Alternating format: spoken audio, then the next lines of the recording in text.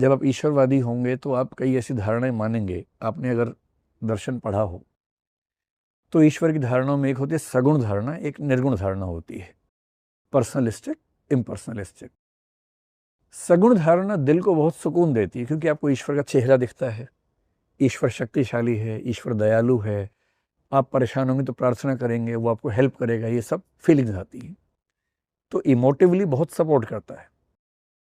पर जब आप आर्गूमेंट्स की बात करेंगे तो उसको बचाना बड़ा मुश्किल हो जाता वहाँ पर, क्योंकि इतने डिफ़िकल्ट आर्गूमेंट्स हैं कि सगुण ईश्वर को बचाना बड़ा मुश्किल है।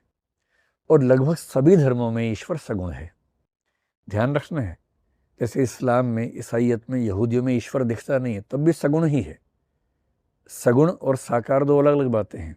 सगुण ईश्वर साकार हो भी सकता है, सगुण निराकार भी हो सकता है। इस्लाम में अल्लाह, ईसाइयत में गॉड, यहूदी में जाहवे, सगुण निराकार ईश्वर के उदाहरण है, सगुण है वो भी। तो जो ईश्वर को मानना चाहता है पर लॉजिकली कंसिस्टेंट रहना चाहता है कि मुझे लॉजिकली कोई परेशान ना कर सके, उसे फिर शंकराचार्य और हीगल का रास्ता चुनना पड़ेगा, निर्गुण ईश्वर।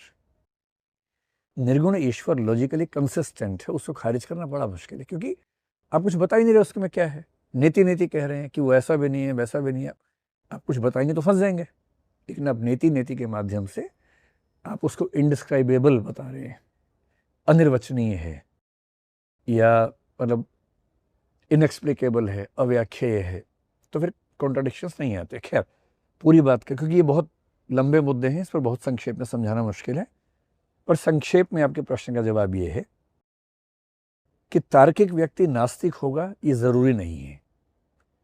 अगर कोई व्यक्ति घोर नास्तिक है तो ज़्यादा संभावना है कि उसका तर्क एक सीमा के बाद आके चुक जाता है। अगर कोई व्यक्ति घोर आस्तिक है तो भी उसका तर्क एक सीमा के बाद आके चुक जाता है। जो तार्किक व्यक्ति होगा, चाहे वो आस्तिक हो चाहे नास्तिक हो, वो ये मान के चलेगा कि अंत में कुछ और साबित हो सकता है, और इतना ओपन माइंडेड होगा कि कुछ और साबित होगा तो मान लेंगे। तब तक इस विश्वास के साथ चलने में कोई बुराई नहीं है।